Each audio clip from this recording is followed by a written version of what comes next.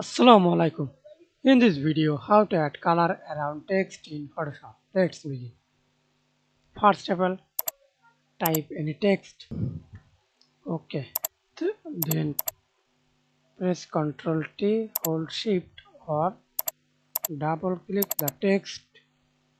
Increase the size.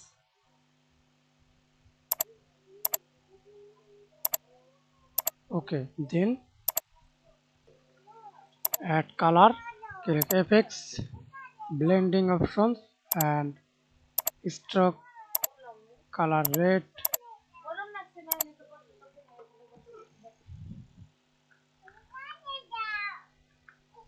Okay, and use outline.